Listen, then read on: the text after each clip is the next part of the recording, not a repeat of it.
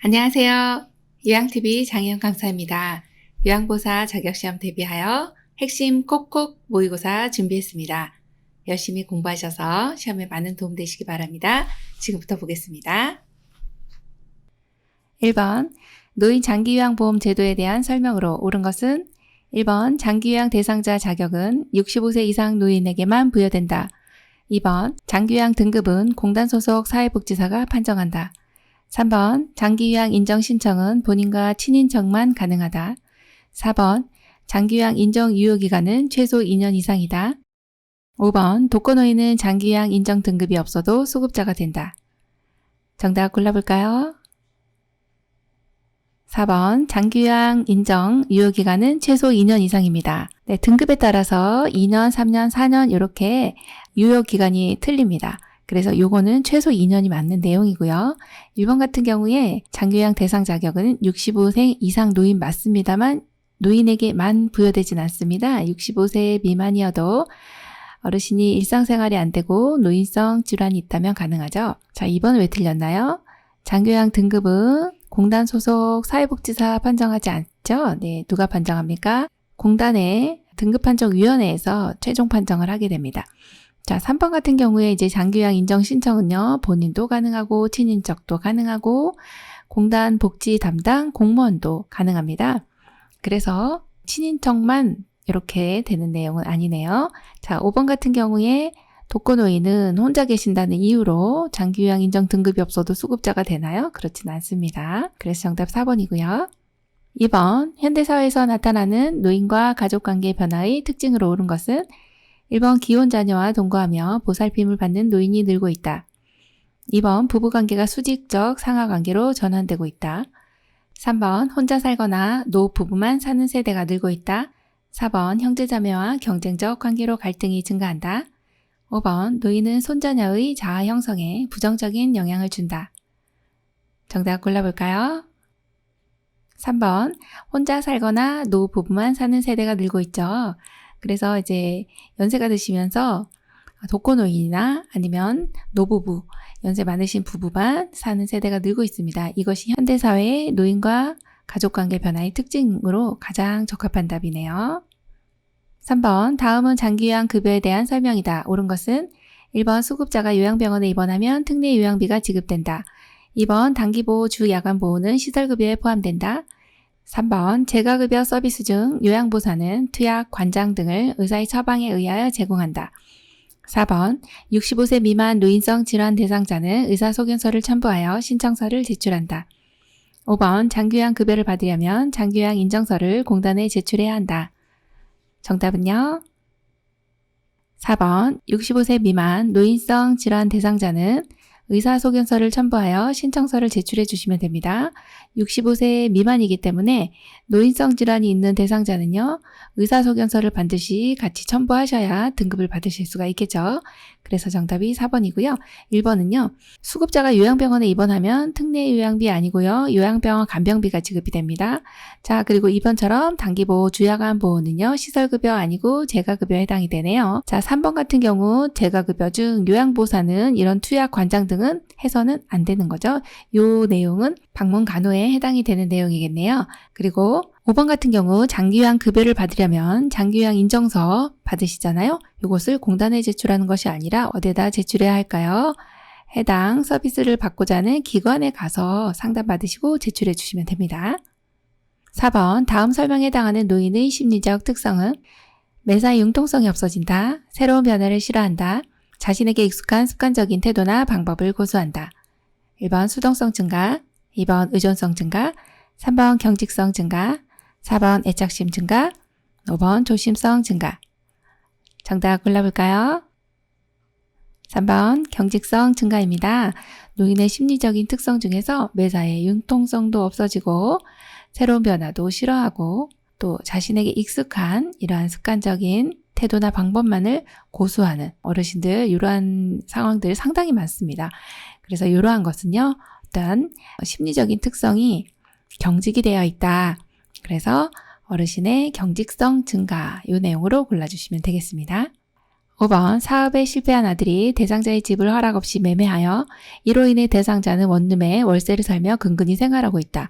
이에 해당하는 학대 유형은 1번 신체적 학대, 2번 언어 정서적 학대, 3번 재정적 학대, 4번 방임, 5번 유기. 정답 골라볼까요?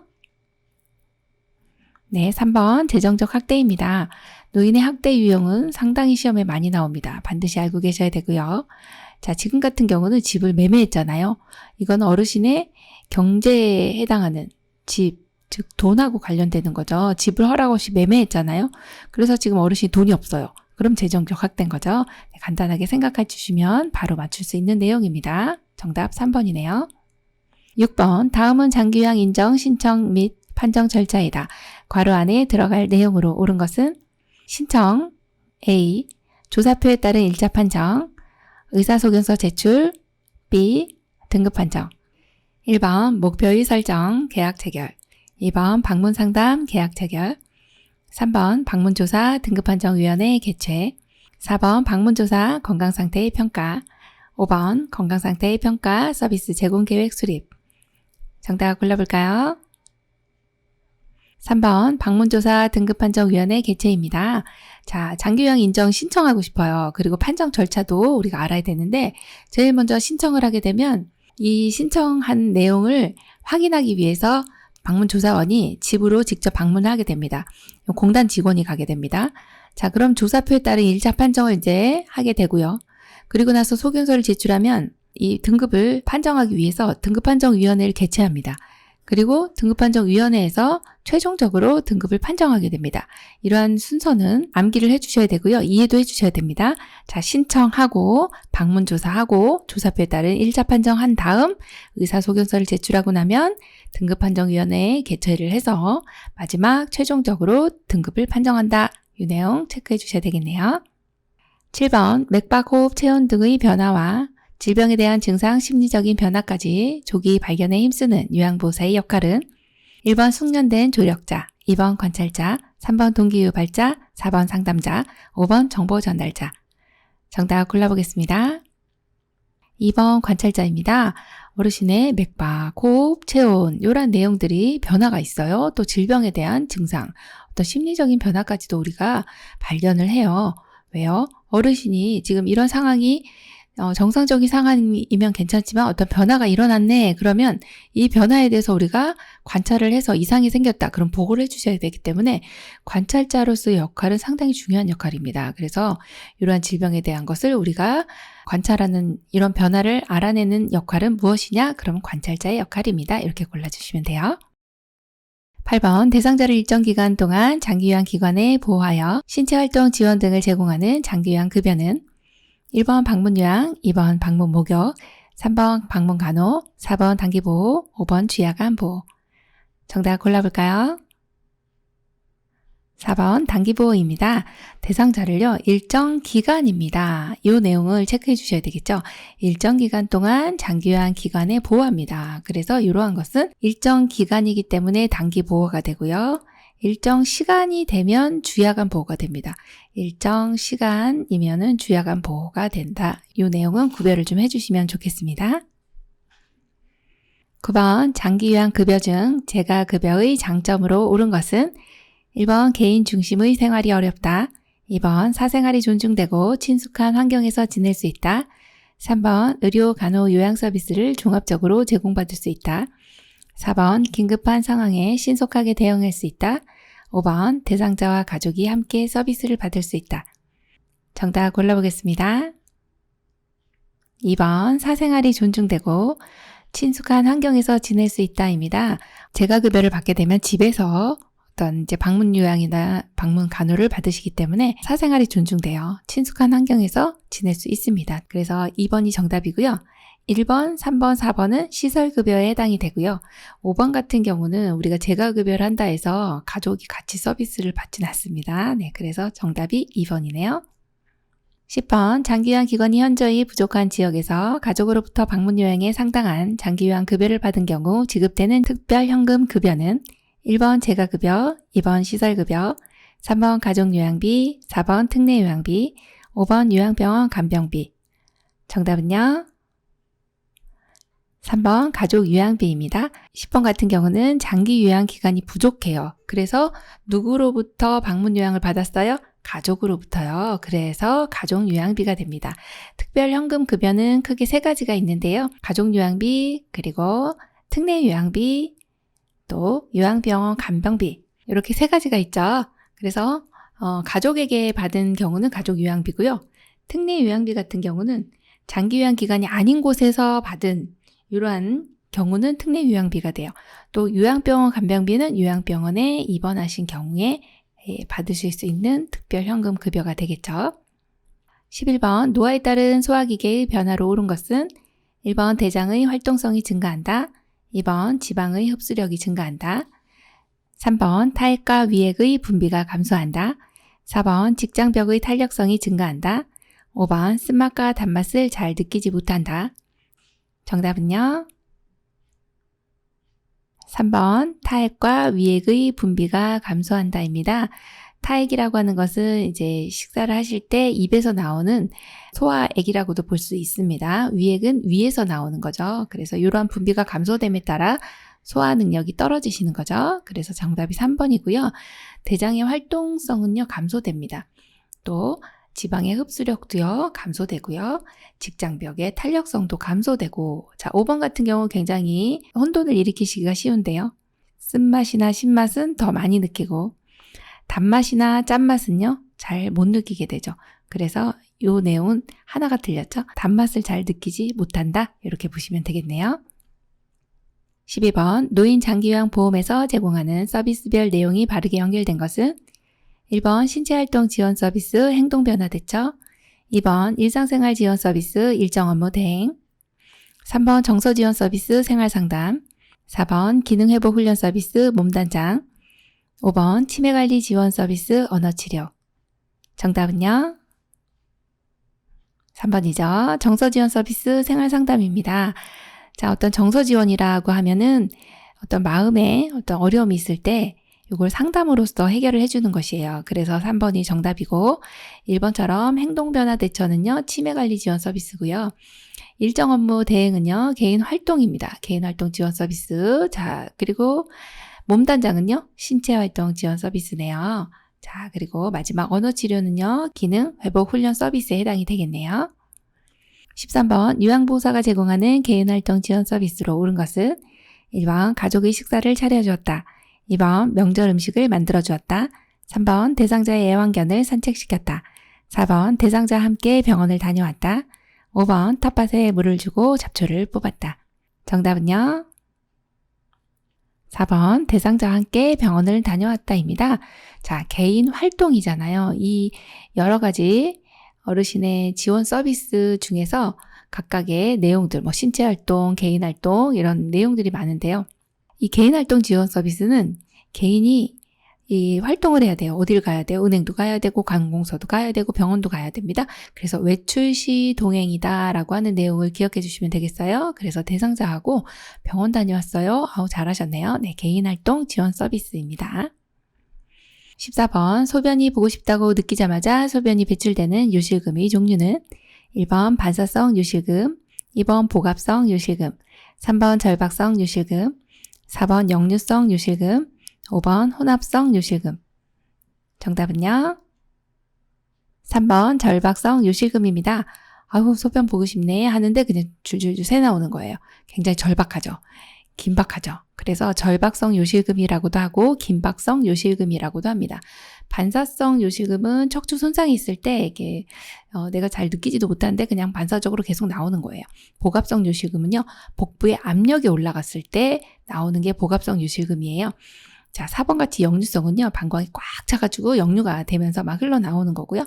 5번 같은 경우는 이 복압성 요실금하고 절박성 요실금하고 섞여져 있는 겁니다. 그래서 혼합성 요실금은 2번과 3번이 섞여져 있는 그런 내용이라고 보시면 되겠습니다.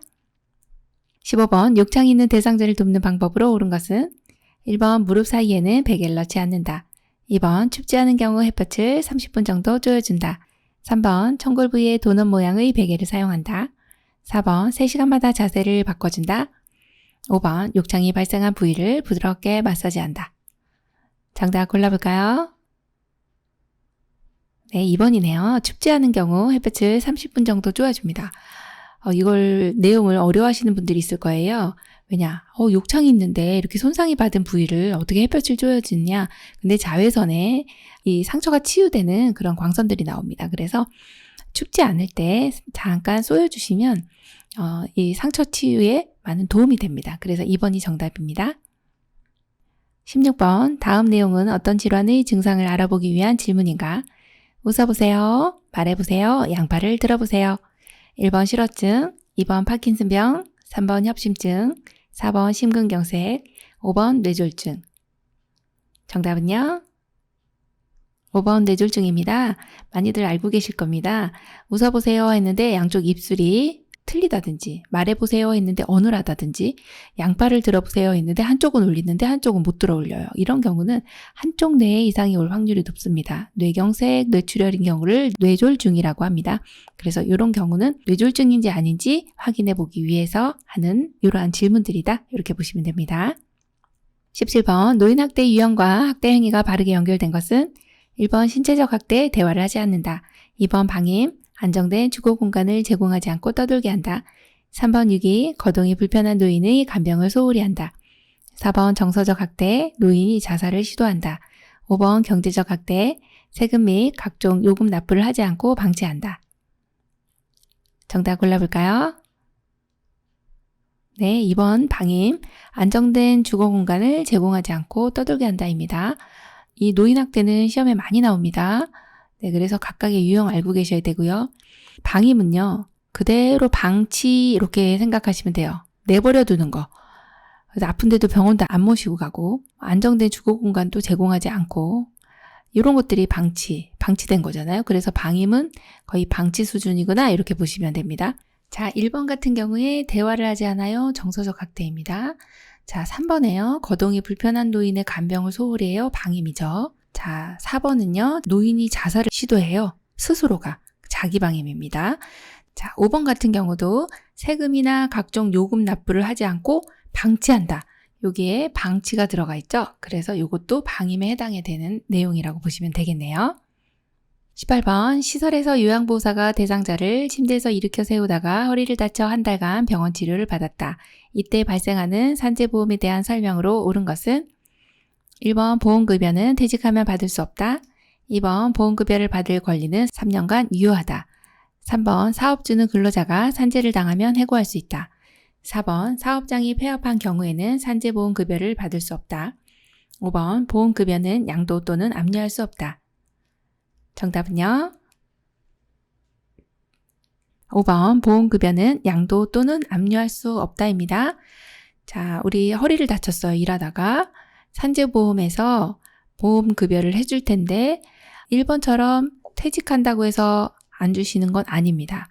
자, 그리고 보험급여를 받을 권리는 3년 혹은 5년간 유효합니다.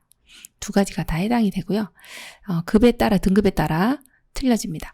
자, 3번 같은 경우 해고를 하면 안 됩니다. 해고할 수 없습니다. 자, 4번 같은 경우 폐업받다 해서 산재보험급여를 받을 수 없나요? 그렇지 않습니다. 받을 수 있고요. 그래서 정답이 5번 보험급여는 양도 또는 압류할 수도 없고 세금도 안 내도 된다. 이렇게 보시면 됩니다. 19번 다음 중 언어적 성희롱에 해당하는 행위는 1번 포옹하며 껴안는다. 2번 신체 부위를 만진다. 3번 음란한 농담을 한다. 4번 음란한 사진을 보여준다. 5번 특정 신체 부위를 노출한다. 정답은요? 3번 음란한 농담을 한다입니다. 언어적인 성희롱이기 때문에 자, 성희롱의 종류가 3가지 정도를 구분해 주시면 돼요. 언어적인 거는 말로써, 음란한 농담도 말로써 하는 거잖아요. 그래서 3번이 정답이고요. 1번이나 2번처럼 신체하고 관련된 것은 육체적인 성희롱이고요. 4번이나 5번처럼 뭔가 보여주는 내용은 시각적인 성희롱이라고 보시면 되겠습니다. 20번 요양보호사의 윤리적 태도로 옳은 것은 1번 대상자나 가족과 금전적 거래를 한다. 2번 대상자의 복지용구를 저렴하게 구매해준다. 3번 대상자가 개인적으로 별도의 서비스를 계약한다. 4번 서비스 제공 시 대상자의 자기결정권을 제한한다. 5번 대상자를 방문했을 때 집에 없는 경우 들어가지 말고 메모를 남긴다. 정답은요? 네, 5번이네요. 대상자를 방문했을 때 집에 없는 경우 있습니다. 그럴 때는 들어가지 말고 메모를 남겨주시면 가장 적합한 걸로 보시면 되겠습니다. 21번 등급 판정을 받은 장기요양 인정자의 서비스 이용 절차로 옳은 것은 가 서비스 신청 접수 및 방문 상담, 나 서비스 이용 계약 체결, 다 서비스 제공 계획 수립, 라 서비스 제공 실시, 마 모니터링 실시 및 서비스 종료. 1번 가나다라마, 2번 가다나라마, 3번 나다가라마, 4번 나가다라마, 5번 다가나라마. 정답 골라볼까요? 2번 가다나라마입니다. 자, 등급 판정 받았어요. 그러면 서비스를 이용해야 되죠. 이용을 하려면 이 장기요양 기관에 직접 방문을 하는 거예요. 신청 접수하고 상담하는 거예요. 가서 상담하는 게 제일 먼저입니다. 자, 상담하고 나면은 서비스를 이용하려면 계획을 수립하는 게 먼저거든요. 계획 수립하고 그 다음에 서비스 이용 계약을 체결합니다. 그래야 서비스를 제공받을 수 있죠. 그래서 서비스 제공 실시가 네 번째, 마지막 모니터링 실시하고 서비스 종료. 그래서 이거 끝나는 거잖아요. 처음은 상담으로 시작해서요. 마지막은 종료로 끝납니다.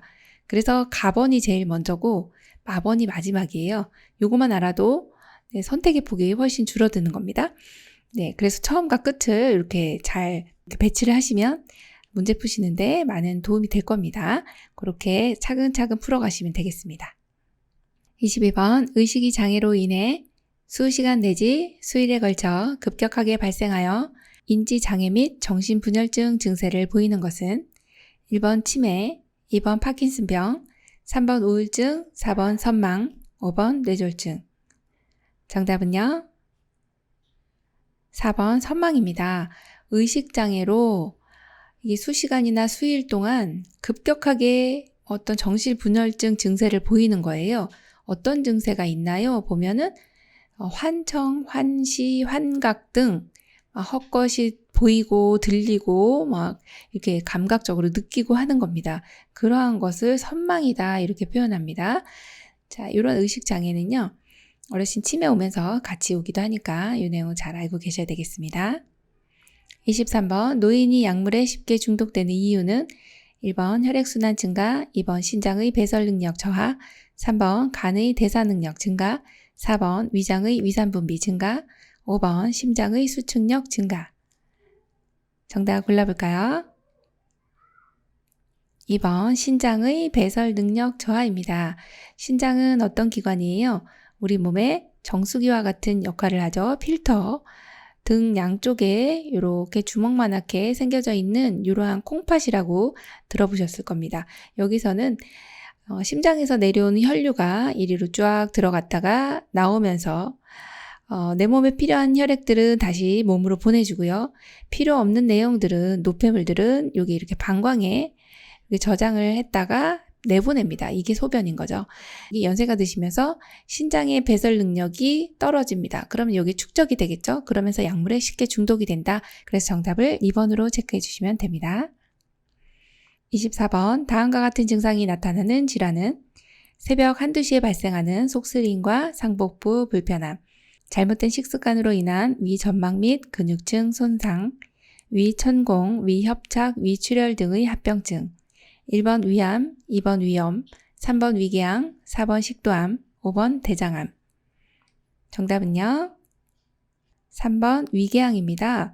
새벽에 찾아오는 통증, 또 잘못된 식습관으로 위점막뿐만 아니라 근육층까지 손상됐네요.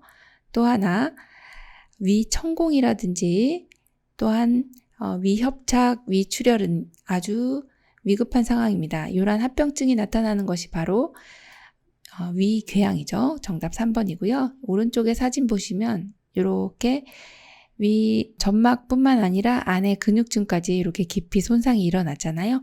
이러한 것을 위궤양이라 한다. 그렇게 골라주시면 됩니다. 25번 유황보호사가 신체 정렬을 유지하기 위한 올바른 자세는 1번 배에 힘을 주고 척추를 구부린다. 2번 대상자와 멀리 떨어져 선다. 3번 무게중심을 낮추고 큰 근육을 사용한다. 4번 무릎을 펴고 허리를 숙인다. 5번 양발을 붙이고 머리를 바로 세운다. 정답 골라볼까요?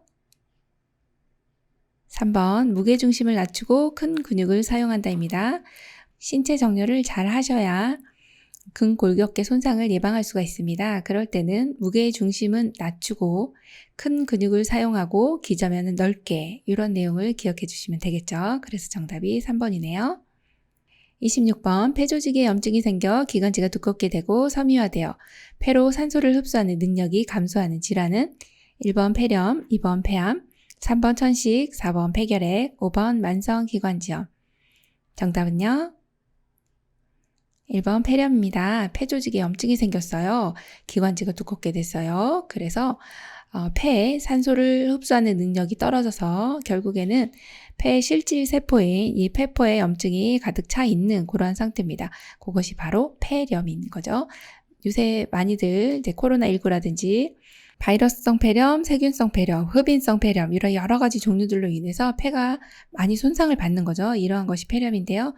거의 우리나라 이제 사망률 3, 4위 정도에 해당하는 내용이 폐렴입니다. 많이 알고 계시기 때문에 이 내용은 이 지문 자체를 또 기억을 해주시는 것이 중요하겠어요.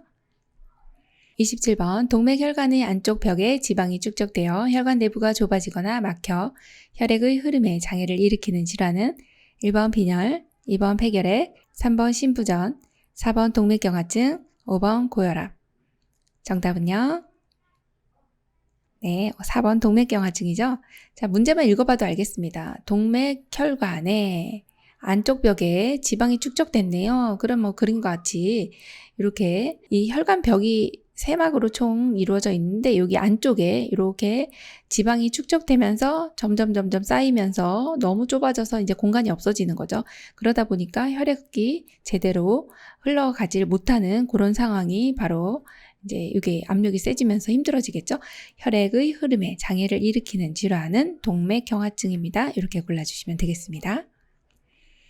28번 침대에서 대상자를 옆으로 눕히려고 할 때 대상자의 손의 위치로 옳은 것은 1번 양손으로 침대머리 쪽 난간을 잡는다. 2번 양손으로 요양보호사의 어깨를 잡는다. 3번 양손을 가슴에 포개 놓는다. 4번 한 손으로 요양보호사의 어깨를 잡고 다른 손은 침상 위에 놓는다. 5번 양손을 가지런히 허리에 붙인다. 정답은요? 3번 양손을 가슴에 포개 놓는다입니다. 어르신 몸을 작게 만들어 주셔야 돼요. 그래서 여기 사진에는 이렇게 배로 보이지만 이렇게 가슴에다 올려놓으셔야 돼요. 가슴에 포개 놓는다. 이게 정답이네요. 29번 골다공증을 앓고 있는 대상자를 돕는 방법으로 옳은 것은 1번 체중을 조절한다. 2번 자외선을 차단한다. 3번 비타민C를 섭취한다. 4번 호르몬 치료를 받는다. 5번 카페인이 많이 들어있는 음료를 마신다. 정답은요? 4번 호르몬 치료를 받는다입니다. 자, 우리 골다공증이라고 하는 거는 뼈를 구성하고 있는 이러한 무기질들이 칼슘하고요. 그리고 인이에요. 그런데 칼슘이 많이 연쇄드시면서 또 폐경이 오면서 칼슘이 빠져나갑니다. 그러면 뼈가 구멍이 숭숭숭숭 뚫리는 그러한 것이 골다공증이에요. 근데 이 칼슘이 빠져나가는 이유 중에 하나가 갑상선이라고 하는 이 호르몬이 뼈의 칼슘 농도를 조절하거든요. 그래서 이러한 갑상선 질환이 있는 경우에는 호르몬 치료를 해주시면 뼈가 더 이상 이렇게 약해지지 않고 골다공증이 악화되지 않기 때문에 호르몬 치료를 받는다. 이 내용으로 골라주시면 되겠어요. 30번 다음과 같은 질환을 진단받은 대상자에게 나타나는 증상은 안압의 상승으로 시신경이 손상되어 시력이 점차 약해진다. 1번 좁은 시야, 2번 동공의 백색 혼탁, 3번 밝은 불빛에서의 눈부심, 4번 통증 없이 흐린 시력, 5번 불빛 주위에 무지개가 보임. 정답은요? 1번 좁은 시야입니다. 지금 이러한 질환은 뭘까요? 라고 질문을 하면 이러한 내용은 안압의 상승으로 시신경이 손상되어 시력이 점차 약해지는 질환, 녹내장입니다. 이렇게 골라주시면 돼요. 녹내장은 눈에 압력이 올라가면 지금 정상적인 안구는 이렇게 동그랗게 생겨져 있고 별 문제가 없는데요. 오른쪽에 보면 방수가 빠져나가질 못해서 여기 이렇게 방수가 축적이 되는 거죠. 눈에 영양을 공급해주는 물이에요. 이것이 자꾸 축적이 되면서 눈의 압력을 자꾸 가해주는 거죠. 지금 물이 빵빵한 거죠. 왜요? 못 나갔으니까. 그래서 안압이 올라갔어요. 그러면 아프겠죠. 눈에 통증도 있고요. 그리고 시신경이 자꾸 눌리니까, 이러한 시신경들이 눌리니까 눈이 잘 안 보여요. 시야가 좁아져요. 이런 것이 바로 녹내장이다. 이렇게 골라주시면 돼요.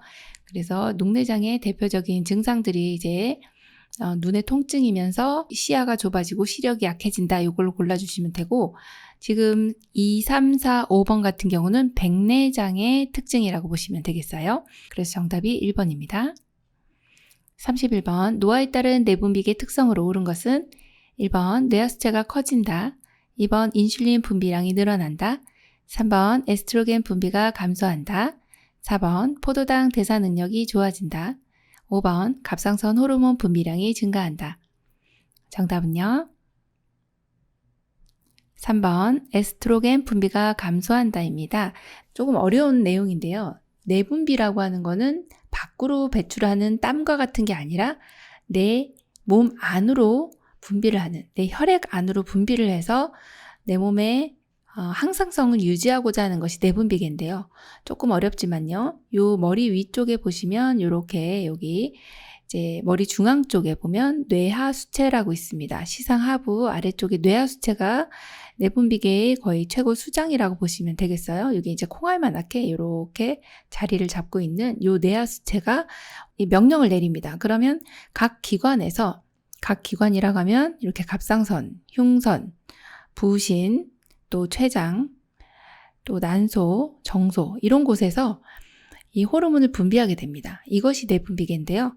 내분비계의 특성은, 문제는 어려운데 정답은 어렵지 않습니다. 정답은요, 에스트로겐 분비가 감소한다. 여성의 난소, 즉 호르몬을 분비하는 여성의 생식기관이죠. 여기서도 이제 여성 호르몬이 나오는데 이것이 바로 에스트로겐이라고 하는 호르몬입니다.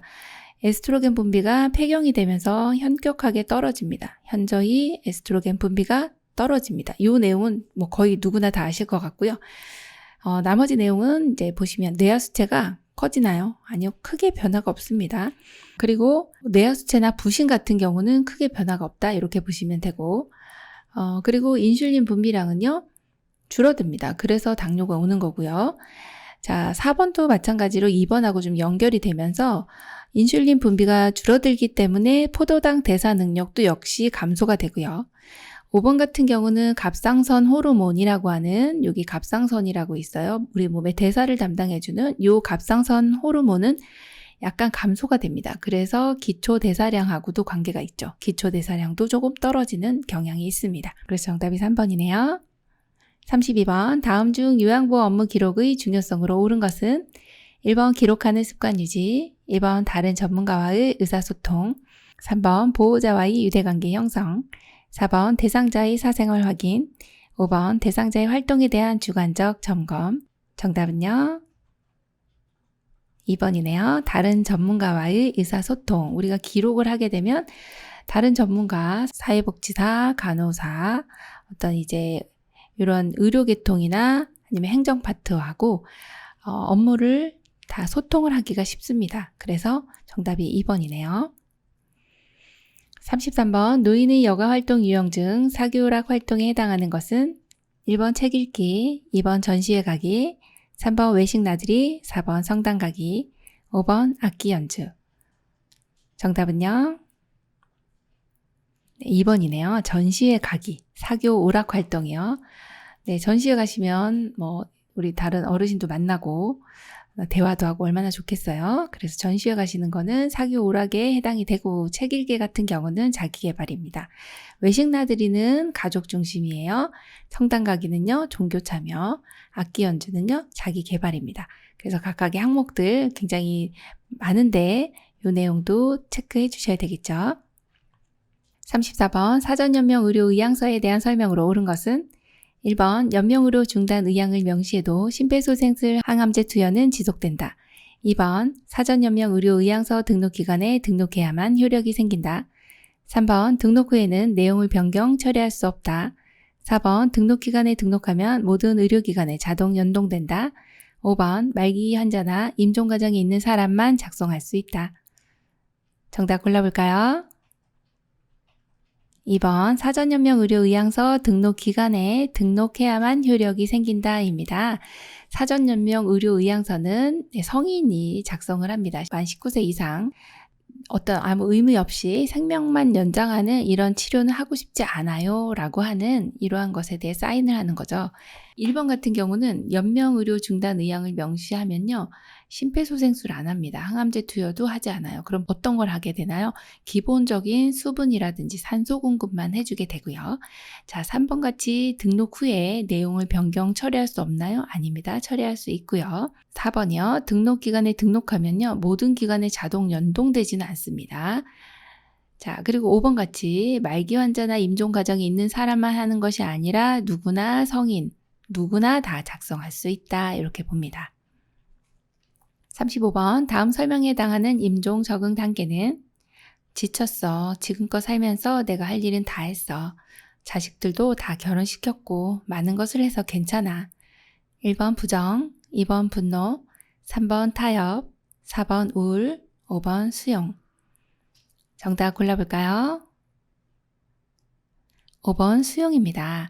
자, 퀴블러로스의 임종 적응 5단계는 5단계로 처음에는 아니야 라고 하는 부정의 단계입니다. 두 번째는 화가 나는 거죠. 하필 왜 내가 이렇게. 그 다음에는 이제 타협이 들어갑니다. 우리 아이가 대학교 졸업할 때까지만, 장가갈 때까지만, 이런 것이 이제 타협이죠. 자, 그 다음은 이제 우울 단계에 들어갑니다. 말이 없어지고요.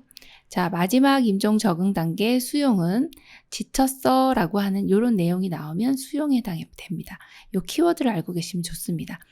지쳤어. 그리고 나 할 일 다 했으니까 괜찮아. 이러면서 받아들이시는 거예요. 자, 임종 적응 단계는 5단계에 해당이 되는 거 모두 다 알고 계셔야 되겠습니다. 36번 치매 대상자가 식사 후에 양치질을 거부할 때 돕는 방법으로 옳은 것은 1번 심하게 거부하면 그냥 둔다. 2번 입안을 물로 헹궈준다. 3번 스스로 할 때까지 기다린다. 4번 간식을 주지 않는다. 5번 동료에게 도움을 요청하여 강제로 시도한다. 정답은요? 2번 입안을 물로 헹궈준다입니다. 양치질 거부하는 경우에는 입안을 물로 헹궈주시면 되겠죠? 어렵지 않았네요.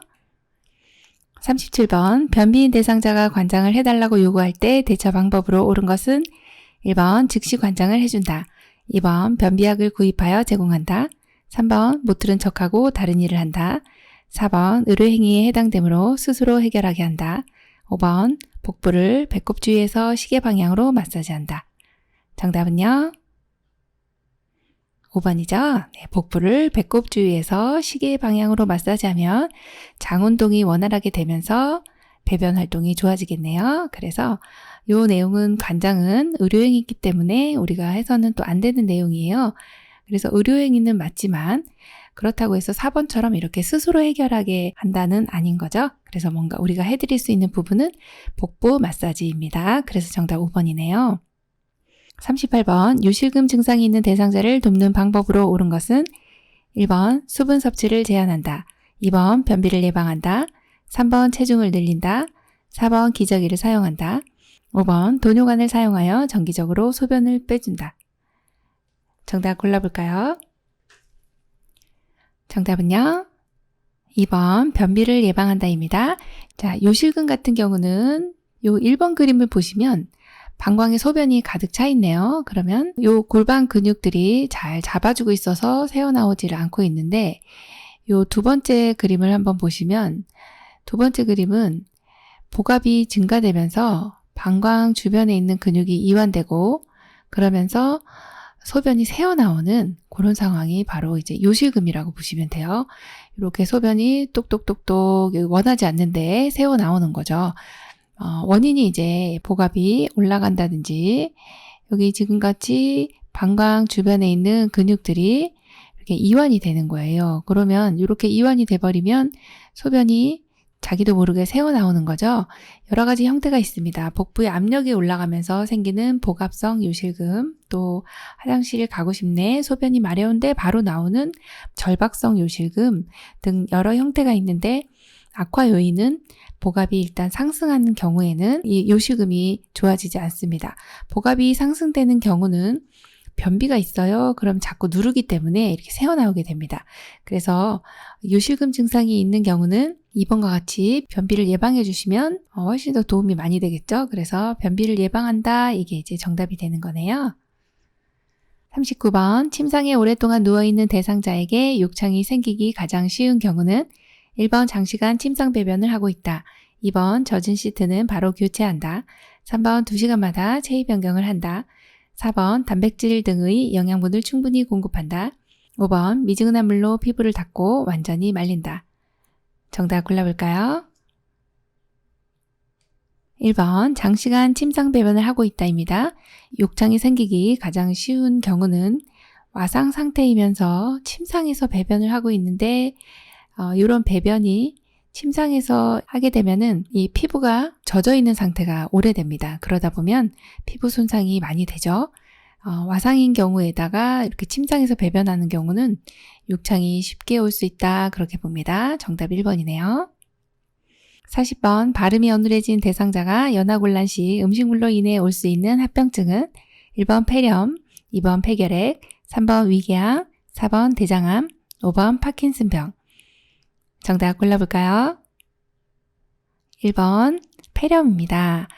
지금 연하곤란이 있어요. 연하곤란이라고 하는 건 삼키기가 힘든 상황이네요. 그러다 보니 자꾸자꾸 폐로 이런 음식물이 흡인이 되는 경우, 이럴 때 오는 것이 흡인성 폐렴 이렇게 얘기를 하는 겁니다.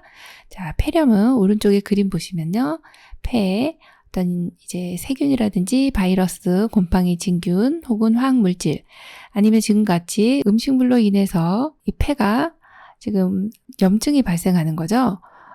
요런 폐렴이 장기간 되면 반복이 되고 그러다 보면 이제 호흡곤란이 와서 결국엔 이제 입원하시고 치료를 받으셔야 되는데 반복이 되면 좀 힘들어하세요, 많이들. 이렇게 폐가 요 공기 주머니가 있죠. 합박관이라고 하는 폐포가 여기 염증으로 이렇게 둘러싸여 있기 때문에 산소 교환 능력이 떨어집니다. 그래서 호흡곤란을 많이 호소하시기 때문에 요 이제 살에 걸리지 않도록 주의해 주셔야 되겠네요. 41번 밤에 깊은 잠을 자지 못하고 수면 중에 자주 깨는 대상자를 돕는 방법은 1번 카페인이 함유된 음료를 제공한다. 2번 규칙적으로 수면제를 복용한다. 3번 낮잠을 충분히 자게 한다. 4번 저녁에 과식하지 않는다. 5번 늦게까지 TV를 시청하게 한다. 정답 골라볼까요? 4번 저녁에 과식하지 않는다입니다. 숙면을 취하지 못하시는 데다가 저녁에 과식을 하면 이렇게 소화시키느라고 충분히 숙면을 못 취하시게 됩니다. 그래서 저녁에 과식하는 거 안 좋은 내용이네요. 공복 시에 잠을 못 주무시는 경우는 따뜻한 우유 한 잔 정도로 드시면 되겠습니다. 42번 여름철 폭염 시 대상자가 외출 후 현기증과 메스꺼움, 두통을 호소할 때 대처 방법은 1번 낮잠을 자게 한다. 2번 따뜻한 물로 목욕시킨다. 3번 평소보다 식사를 많이 하게 한다. 4번 시원한 물이나 음료를 천천히 마시게 한다. 5번 문을 닫고 선풍기를 틀어준다. 정답 골라볼까요? 4번 시원한 물이나 음료를 천천히 마시게 한다입니다. 자, 여름철 폭염 시 지금 외출하고 났는데 현기증도 있고 메스껍고 자, 이러한 상황은 일사병이다 이렇게 보시면 돼요. 이게 심해지면 이제 열사병으로 가는 거거든요. 한 40도 가까이 이제 체온이 올라갑니다. 그럴 때는 시원한 것으로 옮겨주고 시원한 물 드시고 그리고 좀 편히 이렇게 안정을 취하시면 좀 좋아지는 그런 상황이 되겠어요. 그래서 정답이 4번이네요. 44번 치매 대상자에게 식사를 제공할 때 사례를 예방하는 방법으로 옳은 것은 1번 상체를 약간 숙이고 턱을 뒤로 젖힌다. 2번 식사 전에 오렌지 주스로 목을 축이게 한다. 3번 식사 도중 대화하면서 수시로 살핀다. 4번 입안에 음식물이 반쯤 남으면 더 넣어준다. 5번 배 부위와 가슴을 압박하지 않는 옷을 입힌다. 정답 골라볼까요? 5번 배 부위와 가슴을 압박하지 않는 옷을 입힌다입니다. 자, 식사 제공할 때 사례를 예방하려면요. 어르신 조이는 옷을 입게 되면은 압박이 되잖아요. 그래서 사례가 더 걸릴 수 있으니까 배 부위나 가슴을 압박하지 않는 옷을 입혀주시면 좋겠고요. 자, 1번은요. 상체를 약간 숙이고 턱을 뒤로 젖히면 어떻게 돼요? 좀 약간 체위가 이상해집니다. 턱을 당기는 게 맞고요. 자, 2번처럼 식사 전에 오렌지 주스 사실은 식욕을 돋구기 위해서는 좋지만 지금 사례를 예방하기 위해서는 신맛 나는 음식은 좀 제한을 합니다. 그래서 요거는 틀렸고요. 자, 그리고 식사 도중에 대화를 하시면 안 됩니다. 왜 그럴까요? 말씀하시면서 사례가 걸려요. 자, 4번처럼 음식물이 남아있으면 더 넣어주는 것이 아니라 다 드신 경우에 넣어주셔야 되겠네요. 45번 경관영양 돕기 중 구토, 오심, 청색증이 있는 대상자에 대한 올바른 대처 방법은 1번 비위관이 열려 있는지 확인한다. 2번 영양액을 천천히 주입한다. 3번 침대의 머리를 올리고 심호흡을 시킨다. 4번 비위관을 잠그고 간호사에게 보고한다. 5번 잠시 주입을 멈췄다가 다시 주입한다. 정답은요? 4번 비위관을 잠그고 간호사에게 보고한다입니다. 지금 경관영양을 하시다가 응급 상황이 발생했어요. 구토하시는 거죠. 제일 무서운 상황입니다. 구토, 오심, 청색증이 있을 때는 지금 제대로 위장에 들어가질 못하고 이게 나오는 상황인 거죠. 그래서 응급 상황일 때는 비위관을 잠근다로 기억을 해주시고 그리고 간호사에게 바로 보고를 해주시면 되겠어요. 46번 대상자의 약 복용을 돕는 방법으로 옳은 것은 1번 잘못 꺼낸 약은 약병에 다시 넣는다. 2번 계량컵을 눈높이로 들고 처방된 약만큼 물약을 따른다. 3번 개수가 많은 알약은 가루로 만들어 투약한다. 4번 색이 혼탁한 약물은 따르기 전에 흔들어 섞는다. 5번 병뚜껑을 닫기 전에 손으로 입구를 깨끗이 닦는다. 정답 골라볼까요? 2번 계량컵을 눈높이로 들고 처방된 약만큼 물약을 따른다입니다. 자, 계량컵을 눈높이에다가 해야 정확한 양을 계량할 수가 있습니다. 눈높이에 놓아야 이 위치를 정확히 확인하죠. 만약에 탁자위 같은 데다 놓고 위에서 이렇게 바라보면요. 정확한 양을 계량할 수가 없습니다. 그래서 반드시 눈높이에다가 놓고 그리고서 물약을 따라 주셔야 되고 1번처럼 잘못 꺼낸 거 다시 넣으시면 안 되죠. 3번은요. 개수가 많다고 해서 이곳을 모두 다 가루를 만들 수 있는 건 아니거든요.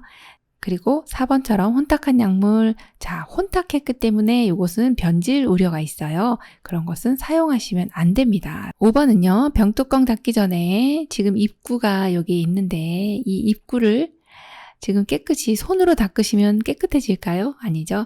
네, 깨끗한 종이 타월로 닦아주시면 되겠네요. 47번 대상자의 눈에 안약을 넣는 방법으로 옳은 것은 1번 멸균솜으로 눈 바깥에서 안쪽으로 닦아준다. 2번 대상자에게 천장을 보게 하고 각막에 직접 점안한다. 3번 위 눈꺼풀을 부드럽게 당겨 상부 결막낭 중앙에 투여한다. 4번 점적 후 비루관을 가볍게 눌러준다. 5번 눈 주위에 흘러내리는 안약을 알코올 솜으로 닦아준다. 정답 골라볼까요? 4번 점적 후 비루관을 가볍게 눌러준다입니다. 지금 안약 넣는 방법이네요. 안약은 눈에 넣어주는 물약이에요. 그래서 물약은 똑 떨어뜨려 주시는 내용이죠. 안약 넣으실 때는 눈 멸균솜을요. 멸균솜을 그냥 멸균솜 아니고요. 생리식염수에 적신 멸균솜으로 보셔야 돼요. 여기에 비루관이라고 있습니다. 비루관이 감염될 수 있기 때문에 안에서 바깥쪽으로 닦아주시면 되고 안약을 넣으실 때 위치는요. 중앙 2분의 1 지점, 하안검 2분의 1 지점 그 각막에 직접 닿지 않고 1, 2cm 정도 위에서 떨어뜨려 주시면 돼요. 자, 그리고 네, 이렇게 떨어뜨려 주신 다음에 눈을 감고 대상자에게 눈을 감고 안구를 움직이세요 해서 전체적으로 다 흡수가 잘 되도록 합니다. 이때 우리는 여기 비루관 이쪽을 식지로 눌러주시면 좋겠어요. 왜요? 그냥 안약은 흘러내려갈 수가 있기 때문에 다 내려가면 눈에 작용을 할 수가 없죠. 그래서 이렇게 타고 내려가면 안 되니까 여기를 눌러주시면 눈 안에 잘 흡수가 되겠죠. 그래서 점적 후에 비루간을 가볍게 눌러준다가 정답이 되겠고 5번과 같이 이렇게 알코올 솜을 눈 주변에 대시면 엄청나게 따갑습니다. 이런 점막 근처에는 알코올을 사용하시지 않거든요. 그러면 뭘로 닦아주나요? 멸균 생리식염수에 적신 멸균 솜으로 나온 부분은 살짝 닦아주시면 되겠네요. 48번 대상자에게 귀약을 투여할 때 옳은 방법은 1번 약물이 잘 흡수되도록 귓바퀴를 지그시 눌러준다. 2번 귓바퀴를 후상방으로 당겨 점적한다. 3번 정중앙에 약물을 점적한다. 4번 귀 입구를 10에서 15분 동안 눌러준다. 5번 냉장고에서 꺼내 바로 점적한다. 정답은요? 2번 귓바퀴를 후상방으로 당겨 점적한다입니다. 여기 있는 요 부분이 이제 귓바퀴예요. 후상방으로 잡아당기면 귀의 이 이도가 곧게 됩니다. 그래서 잘 넣기가 이제 수월해지는 거죠.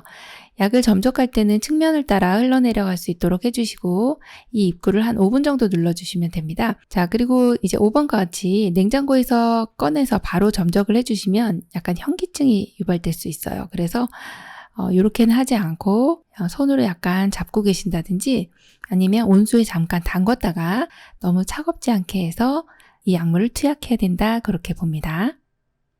49번 침상배설을 돕는 방법으로 옳은 것은 1번 일어서거나 앉는 것이 가능한 대상자를 돕는 방법이다. 2번 변기를 따뜻하게 데워서 사용한다.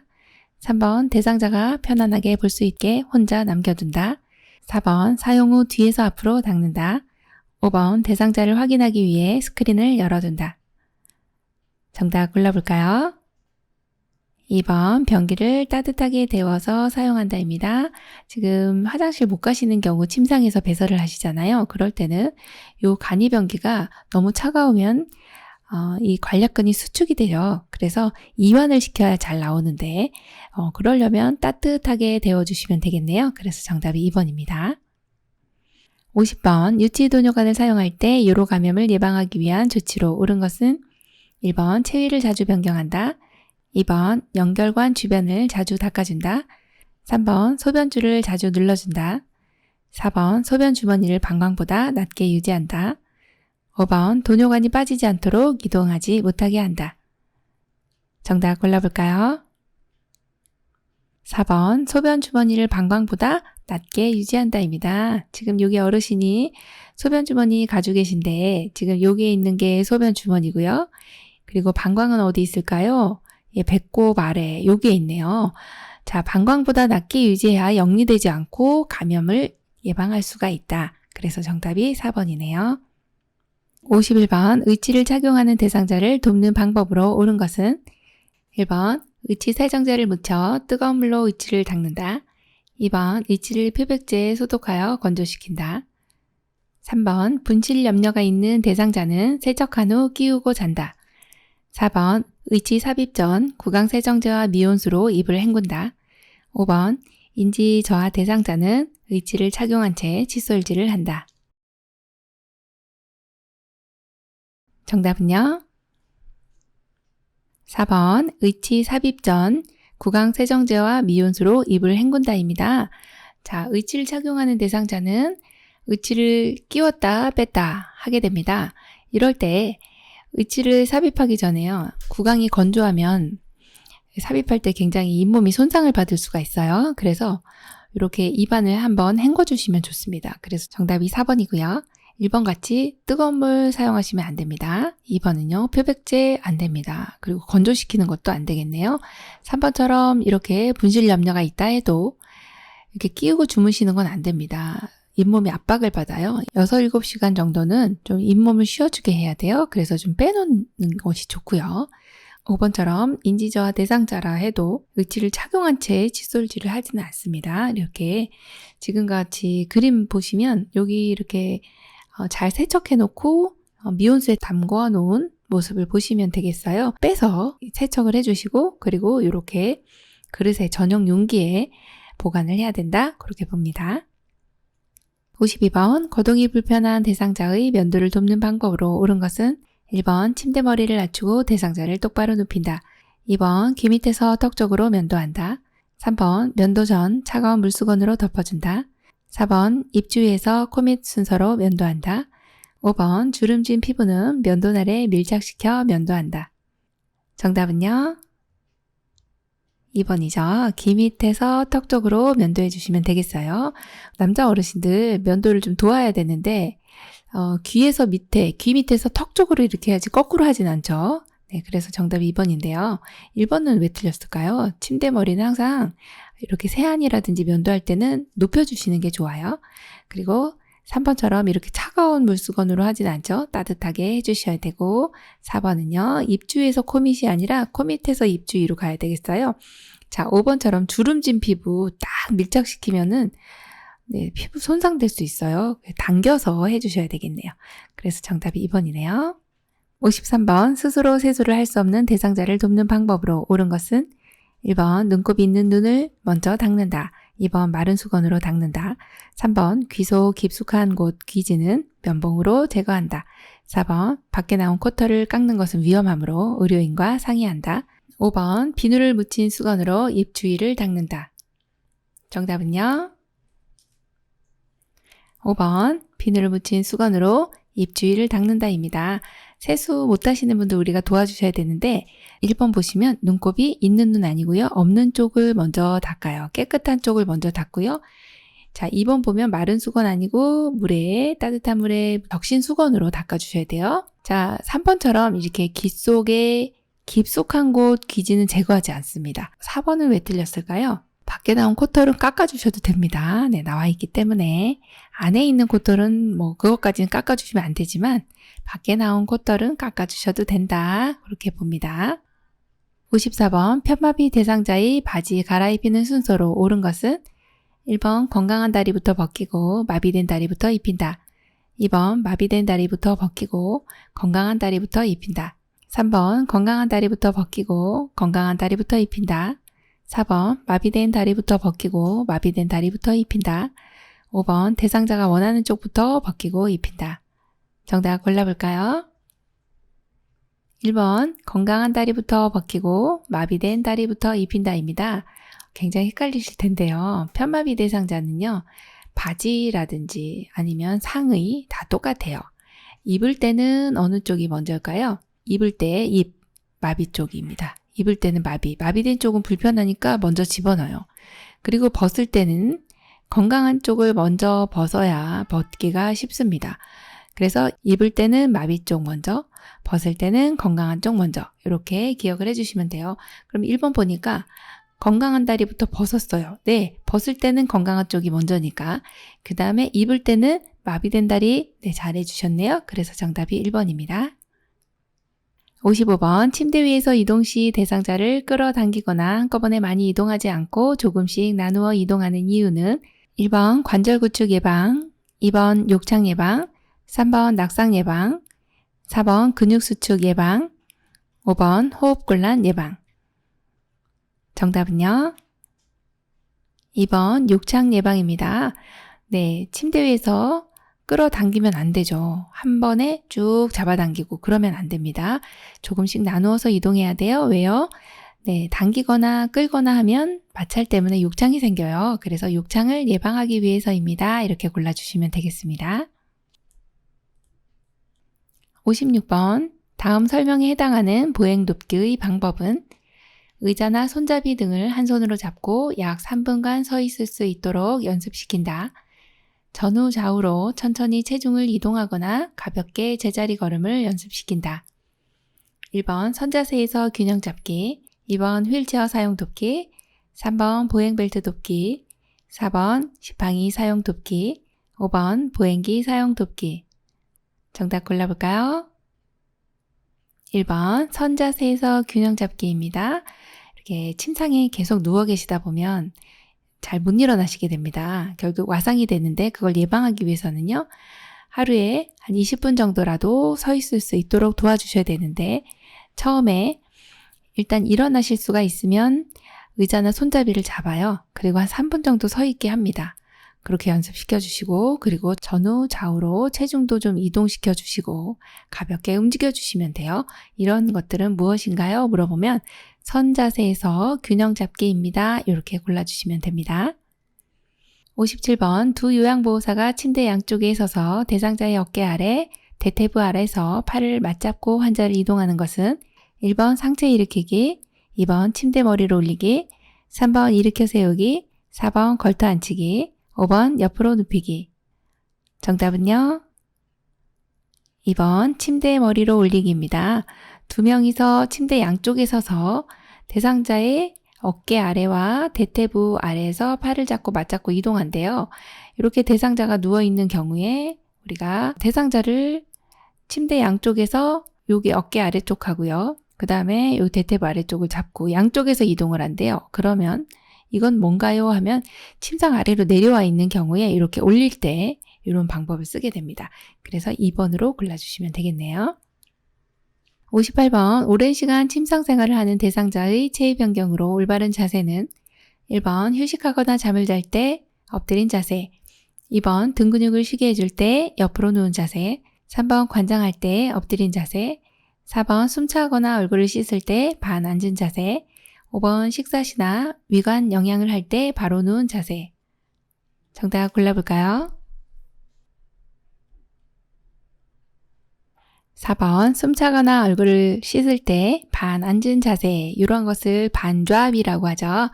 그래서 침상에서 우리 어르신 이렇게 앉는 자세를 할 때는 호흡곤란이 있을 때요. 이렇게 앉은 자세를 하면 이 숨쉬기가 좀 편해집니다. 그리고 얼굴로 씻을 때도 앉아서 씻으시는 게 맞겠죠. 그래서 정답이 4번입니다.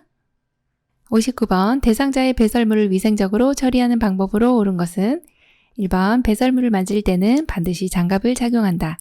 2번 가정에서는 오염된 세탁물을 따로 구분하지 않는다. 3번 마스크는 대상자의 기분을 상하게 하므로 사용하지 않는다. 4번 혈액이 묻은 물품은 바로 삶아서 세탁한다. 5번 분비물은 눈에 잘 띄도록 노출시킨다. 정답 골라볼까요? 1번 배설물을 만질 때는 반드시 장갑을 착용한다입니다. 너무 잘해주셨고요. 2번처럼 오염된 세탁물 따로 구분해 주셔야 돼요. 그리고 3번처럼 마스크 같은 경우도 착용을 해주시는 게 좋겠죠.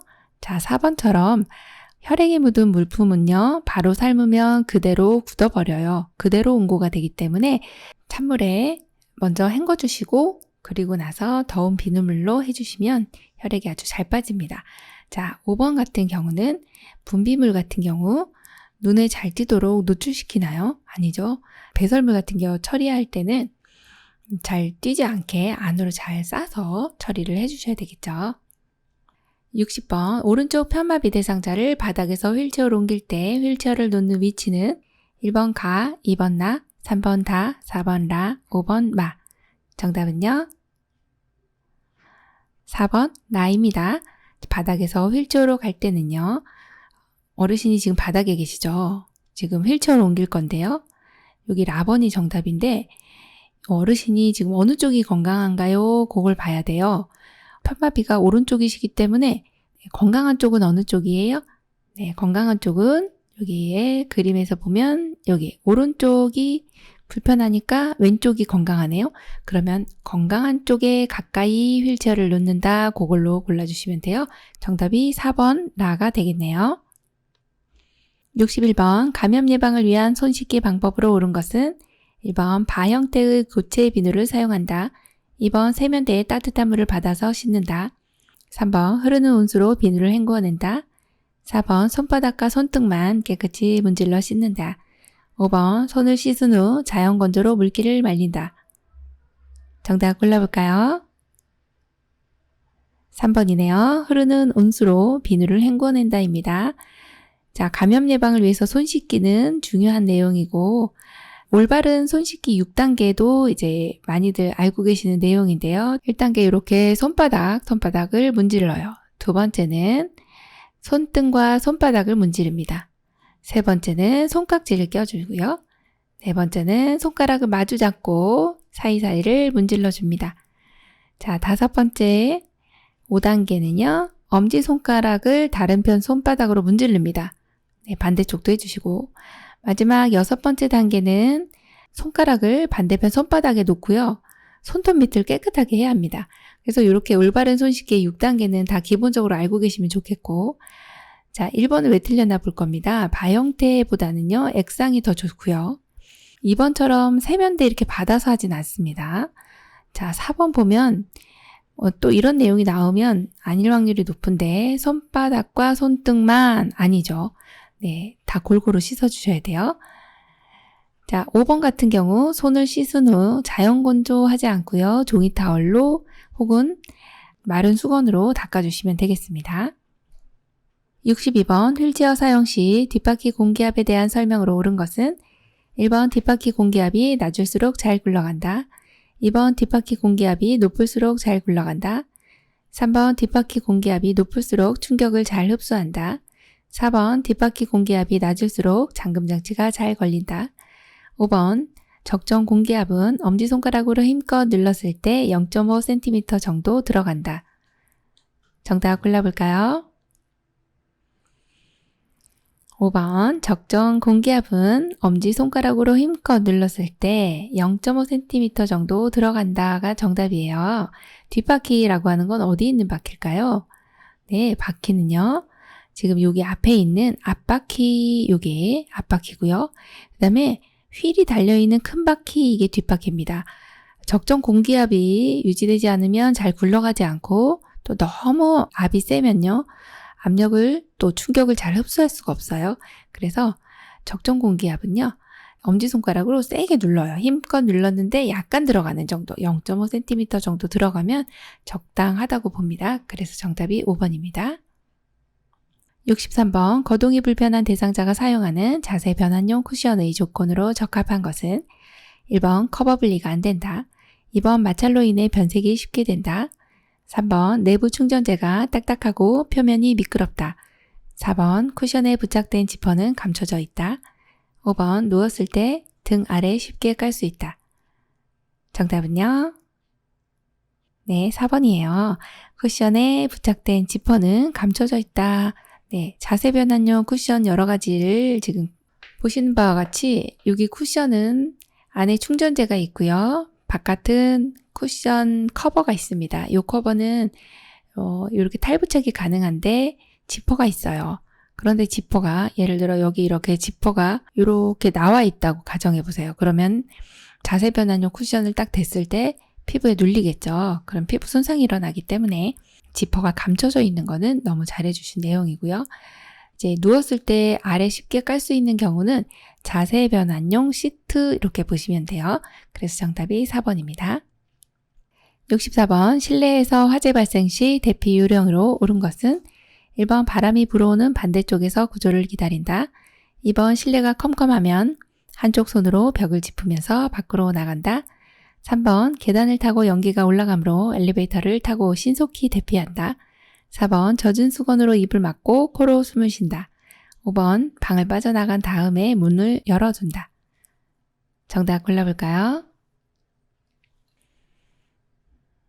2번 실내가 컴컴하면 한쪽 손으로 벽을 짚으면서 밖을 나간다입니다. 화재가 발생하고 정전이 된다든지 하면 실내가 깜깜해서 아무것도 안 보입니다. 그러면 양손을 짚고 가다 보면 더 깊은 곳으로 들어가기 때문에 2번과 같이 실내가 컴컴하면 한 손으로 벽을 짚으면서 나가주시면 되고 1번처럼 바람이 불어오는 반대쪽에서 구조를 기다리면 내가 연기에 휩싸이게 됩니다. 그래서 바람이 불어오는 쪽에서 구조를 기다려주셔야 우리가 보이는 거죠.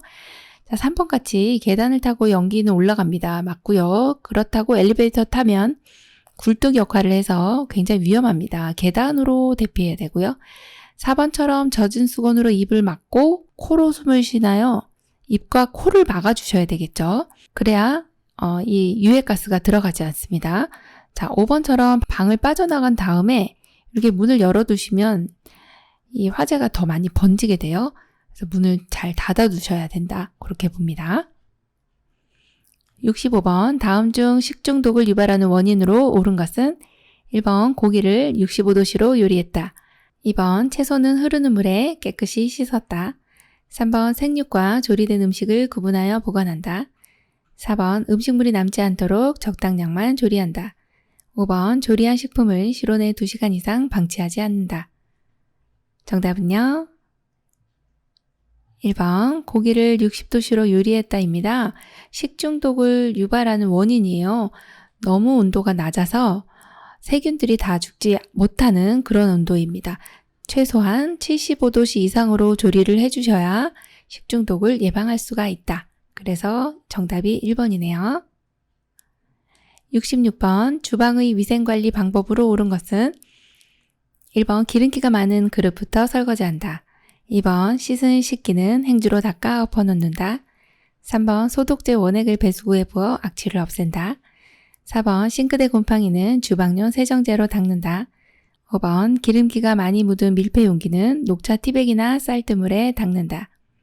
정답 골라볼까요? 5번이네요. 기름기가 많이 묻은 밀폐 용기는 녹차 티백이나 쌀뜨물에 담가 놓으시면 이러한 용기들을 위생적으로 관리할 수가 있고요. 자, 1번처럼 이렇게 기름기가 많은 그릇부터 설거지하시면 모든 그릇에 다 기름기가 묻을 수가 있습니다. 그래서 깨끗한 그릇부터 컵, 이렇게 컵 먼저 씻어주시고 그리고 차근차근 해주시면 되겠죠. 자, 2번 같은 경우 씻은 식기는 행주로 이렇게 닦지 않습니다. 엇갈려서 놓으면 잘 마르게 되죠. 자, 3번처럼 이렇게 소독제 원액은 배수구에 붓지 않고요. 배수구에 악취가 나는 경우는 소다와 식초를 배수구에 부어 놓으면 이렇게 악취가 없어집니다. 자, 4번 같이 싱크대에 곰팡이가 있네요. 그런 경우는 희석한 알코올로 닦아주시면 됩니다.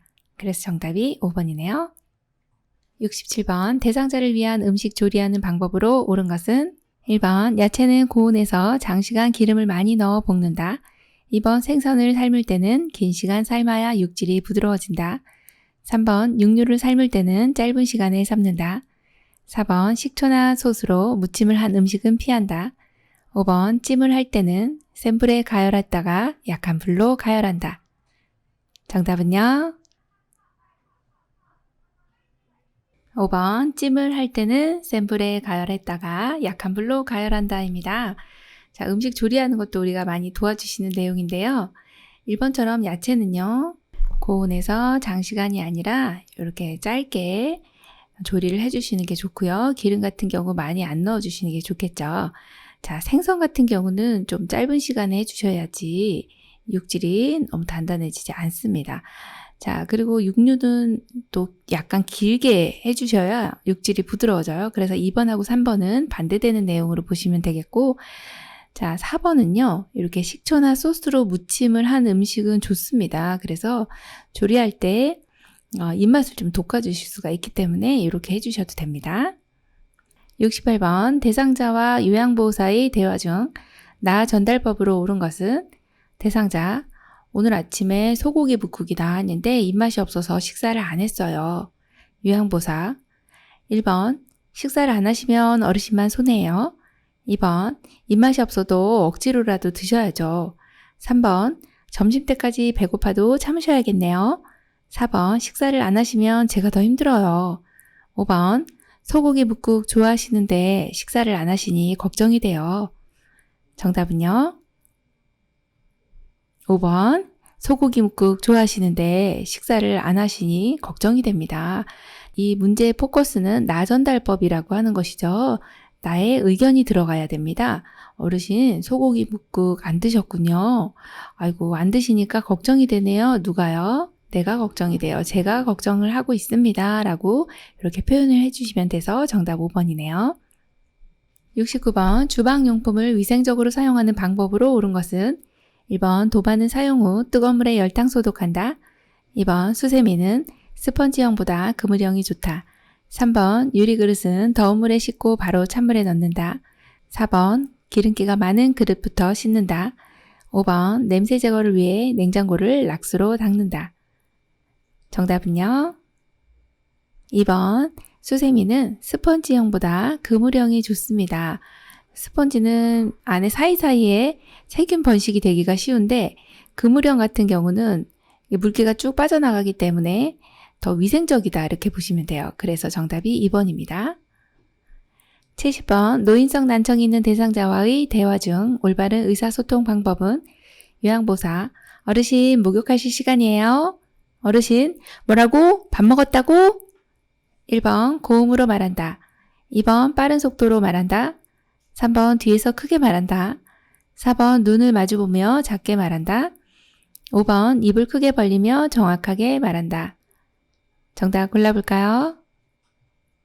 5번 입을 크게 벌리며 정확하게 말한다입니다. 지금 같은 경우는 노인성 난청입니다. 어르신들이 난청이라고 하는 부분 많이 있는데요. 남성 어르신들이 좀 많으시고요. 그리고 고음에서의 난청이 더 많기 때문에 1번처럼 이렇게 고음으로 이야기하시면 더 못 알아듣습니다. 자, 빠른 속도도 또 못 알아들으시죠? 뒤에서 말씀하시면 안 돼요. 정면에서 말씀해 주셔야 되고, 눈을 마주보는 거 좋은데요. 4번 작게 아니고요. 중저음으로 말씀해 주시면 됩니다. 자, 그래서 정답이 5번이죠. 입을 크게 벌리고 정확하게 또 정면에서 이야기해 주시면 좋겠네요.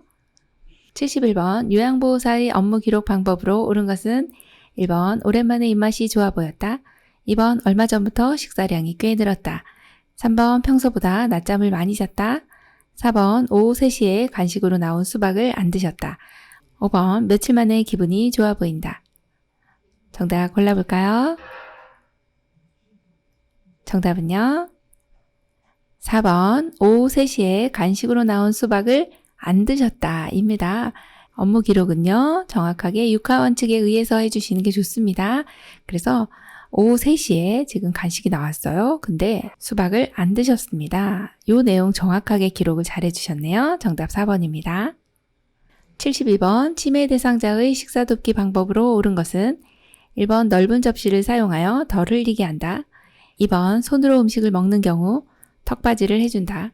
3번 의치가 잘 맞지 않는 경우에는 끼지 못하게 한다. 4번 식사 시간과 장소를 자주 바꿔준다. 5번 식사 전 음식의 온도를 대상자가 확인하게 한다. 정답 골라볼까요? 3번 의치가 잘 맞지 않는 경우에는 끼지 못하게 한다입니다. 네, 이런 경우는 식사를 하시다가 의치가 넘어가서 기도를 막는 경우들이 있어서 깨우시지 않는 것이 좋습니다. 그래서 정답이 3번이네요. 73번 치매 대상자가 음식이 아닌 것을 먹으려고 할 때 대처 방법으로 옳은 것은 1번 먹기 전에 강제로 빼앗는다. 2번 먹을 수 없는 것이라고 설명한다. 3번 다른 대상자들 앞에서 야단을 친다. 4번 대상자가 좋아하는 간식과 교환한다. 5번 먹어보도록 하여 음식이 아님을 알게 한다. 정답 골라볼까요? 4번 대상자가 좋아하는 간식과 교환한다입니다. 지금 이렇게 음식이 아닌 것을 드시려고 하네요. 이러한 것을 이식증이다 이렇게 표현하는데요. 이런 경우는 대상자가 이걸 드시면 안 됩니다. 그래서 뭔가 강제로 하거나 하지도 않고요. 어떻게 해드려야 될까요? 대상자가 좋아하는 간식이 있습니다. 그럼 그것과 교환을 할까요? 그러면 얼른 교환합니다. 74번 치매 대상자가 한밤중에 창밖을 보며 저기 누가 있어 하며 소리칠 때 대처 방법은 1번 아는 사람이에요 라고 물어본다. 2번 아무도 없어요 하며 불을 꺼준다. 3번 방문을 닫아주고 혼자 있게 한다. 4번 진정제를 먹여 안정시킨다. 5번 불을 켜주고 따뜻한 음료를 마시게 한다. 정답 골라볼까요? 5번 불을 켜주고 따뜻한 음료를 마시게 한다입니다. 지금 같은 경우는 야간 선망이라고 합니다. 이렇게 밤에 창밖을 보면서 누가 있어 이게 이제 환시라고 하는 거죠. 누가 보이는 거죠. 우리는 안 보이는데 어르신은 보여요. 실제로 보기 때문에 위험할 수 있어요. 그러면 지금 5번과 같이 불을 켜주고요. 따뜻한 음료를 마시게 하면 가벼운 야간 선망 같은 경우는 이 5번과 같은 방법을 해주시는 게 좋겠고요. 그리고 조금 증상이 심하다 그러면 의료진에게 이야기해서 적절한 조치를 취해 주셔야 되겠어요. 75번 치매는 없으나 혼자서 움직이기 힘든 대상자의 인지 기능 훈련 프로그램 내용이다. 다음과 같은 질문은 어떤 능력을 향상시키기 위한 프로그램인가? 오늘 몇 시에 일어나셨나요? 점심에 무엇을 드셨나요? 1번 단기 기억, 2번 진압력, 3번 판단력, 4번 집중력, 5번 의사표현. 정답 골라볼까요? 1번 단기 기억입니다. 자, 인지훈련 프로그램이 다양한데 지금과 같이 몇 시에 일어나셨어요? 또 점심에 무엇을 드셨나요? 요거는 단기 기억을 좀 향상시키기 위한 내용입니다. 지금 오늘 몇 시에 일어났는지 기억을 하실 수 있도록 해주시는 거고, 점심에 무엇을 드셨는지 또 생각나게 도와주시는 부분이라서 단기 기억의 기능을 훈련시키기 위한 프로그램이다. 이렇게 보시면 되겠습니다. 76번 임종 과정 동안 나타나는 대상자의 증상으로 옳은 것은 1번 혈액순환이 빨라진다. 2번 호흡이 규칙적이다. 3번 무호흡과 빠른 호흡이 교대로 나타난다. 4번 수분 섭취와 소변량이 많아진다. 5번 식은땀을 흘리며 맥박이 강해진다. 정답 골라볼까요? 3번 무호흡과 빠른 호흡이 교대로 나타난다. 이것이 전형적인 임종시 호흡의 양상으로 보시면 되겠어요. 무호흡은 호흡이 없어지는 거예요. 돌아가시기 전에 무호흡이 나타나기도 하고 빠른 호흡, 이렇게 깊은 호흡 나타나기도 합니다. 교대로 나타나는데 이러한 형태를 체인스톡스 호흡이다. 이렇게도 이야기를 하는데요. 임종시 호흡으로 바뀌는 양상이 바로 이 내용입니다. 그래서 3번으로 골라주시면 되겠습니다. 77번 임종이 가까운 대상자를 돌볼 때 제공해야 할 요양보호 내용으로 옳은 것은 1번 조용히 혼자 둔다. 2번 큰 소리로 흔들어 깨운다. 3번 머리를 낮춰 편안하게 해드린다. 4번 기저귀는 갈아줄 필요가 없다. 5번 고개를 옆으로 돌려 질식을 방지한다. 정답 골라볼까요? 5번 고개를 옆으로 돌려 질식을 방지한다입니다. 임종이 가까운 대상자는 호흡이 제대로 되지 않고 그리고 기관지 내 분비물이 많아서 돌 끓는 듯한 소리가 납니다. 그리고 이런 분비물들이 흘러내려올 수가 있어서 그때는 옆으로 돌려주시면 되겠고요. 1번처럼 혼자 계시면 너무 외롭습니다. 그렇게 하면 안 되고요. 같이 있어주는 게 좋습니다. 그리고 2번처럼 큰 소리로 흔들어 깨우면 편하게 돌아가시질 못해요. 그래서 조용히 해주시는 게 좋겠고 3번처럼 머리를 낮추면 편하지 않습니다. 머리 약간 올려주시는 게 좋고요. 4번처럼 이렇게 관략근이 이완되는데 대변도 보시고 소변도 보거든요. 그런데 갈아주셔야 됩니다. 그래서 최선을 다해서 마지막까지 청결하게 해주시는 게 좋겠어요. 78번 대상자가 급하여 음식을 먹는 도중에 갑작스러운 기침과 괴로운 표정으로 숨이 막힌다고 호소하였다. 이물질이 눈으로 보일 때 대처 방법은 1번 인공호흡을 한다. 2번 등을 세게 두드려준다. 3번 큰 기침을 하여 뱉어내게 한다. 4번 찬물을 많이 마시게 한다. 5번 손가락을 넣어서 구토를 하게 한다. 정답 골라볼까요? 네, 3번이죠. 대상자 음식 드시다가 지금 살에 걸리셨네요. 그럴 때는 제일 우선적으로 해야 될 것이 여기에 보면 이제 이물질이 눈으로 보인다고 되어 있어서 여기에 이제 혹시 손으로 꺼내야 되는 거 아닌가 이렇게 생각하실 수 있는데 그건 안 됩니다. 오히려 깊이 들어갈 수가 있기 때문에요. 큰 기침을 해서 뱉어내기 하는 게 제일 우선적이에요. 이러다 안 나온 경우에는 등 뒤로 가서 하임리법을 해주시면 되겠습니다. 79번 대상자가 경련을 일으킬 때 대처 방법으로 옳은 것은 1번 대상자 주변에 위험한 물건을 치운다. 2번 팔다리를 꽉 잡고 발작을 멈추게 한다. 3번 똑바로 눕혀 머리가 바닥에 직접 닿게 한다. 4번 침으로 숨쉬기 힘든 경우 손수건을 입에 넣어준다. 5번 5분 이상 발작이 계속되면 인공호흡을 한다. 정답 골라볼까요? 1번 대상자 주변에 위험한 물건을 치운다입니다. 네, 위험한 물건이 위에서 떨어지는 경우들이 많고 발작을 하다 보면 이 경련이 일어났을 때 사지를 떨게 되는데요. 그럴 때 위험한 물건 치우는 거 굉장히 잘 해주셨고요. 자, 그리고 2번 같이 팔다리를 꼭 잡지는 않습니다. 이렇게 억제하지 않고 그냥 놔두면 1, 2분 내에 발작이 멈추게 됩니다. 자, 3번은요. 이렇게 바로 눕혀서 머리가 바닥에 직접 닿으시면 두부 손상이 일어나기 때문에 이 머리 밑에다가 이렇게 부드러운 수건 같은 거 깔아주시면 좋겠네요.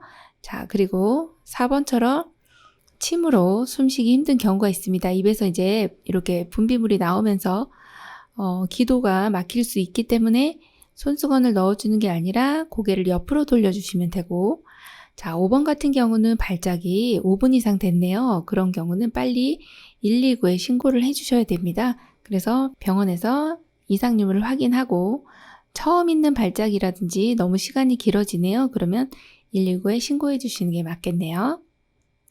80번 의식을 잃고 쓰러진 대상자가 정상적인 호흡이 없을 때 인공호흡 하는 방법으로 옳은 것은 1번 이마를 뒤로 젖히고 턱을 아래로 내려 기도를 개방한다. 2번 이마 쪽 손의 엄지손가락과 검지로 대상자 코를 막는다. 3번 빠르고 세게 호흡을 불어넣는다. 4번 복부가 부풀어 오를 때까지 숨을 불어넣는다. 5번 10초에 걸쳐 서서히 호흡량을 불어넣는다. 정답 골라볼까요? 2번 이마 쪽 손의 엄지손가락과 검지로 대상자의 코를 막는다입니다. 지금 여기 사진 보시면요. 여기 이마 쪽에 엄지손가락하고 검지로 이렇게 잡아주시는 내용이 보이죠? 인공호흡 하기 전에 기도 유지를 하려면 이렇게 이마를 뒤로 젖히고 또 검지와 중지로 턱을 들어 올리고 이마를 이렇게 내려준 상태에서 기도 유지가 돼야 되는 이렇게 기도가 이렇게 되어 있거든요. 기도 유지가 된 다음에 그리고 나서 인공호흡을 하게 되는데 그때 반드시 코를 잡아주셔야 폐로 공기가 들어가게 됩니다. 자, 그래서 정답이 2번입니다. 그럼 1번은 왜 틀렸을까요? 이마를 뒤로 젖히고 턱을 들어 올려야 되겠네요. 그래서 틀렸고. 자, 3번 같은 경우 빠르고 세게 불어넣지 않고요. 1초간 똑딱 하는 동안에 한 번 숨 1초간 호흡을 불어넣고 그리고 나서 코를 잡고 있던 엄지와 검지를 잠깐 풀어줍니다. 그래야 이 호흡이 빠져나오죠. 그리고 다시 잡은 상태에서 후 하고 한 번 더 불어넣습니다. 네, 2번을 해주시면 되겠네요. 자, 4번 같은 경우는 복부가 부풀어 오를 때까지 해주시면 위장으로 들어가는 거라 잘못 들어가는 거예요. 그럼 어디 가요? 가슴이 부풀어 올라와야 됩니다. 네, 옆으로 보시면서 확인을 해주실 수가 있고요. 5번처럼 10초에 걸쳐서 이렇게 하면 너무 시간이 깁니다. 10초 아니고 1초간 네, 호흡을 불어넣으시면 되겠죠. 그래서 정답이 2번입니다. 장시간 동안 공부하시느라고 수고 많으셨습니다. 이번 시험에 대비해서 열심히 공부하신 만큼 좋은 성적으로 합격하시기 바랍니다. 열린 요양보사교육원 장혜영 강사였습니다.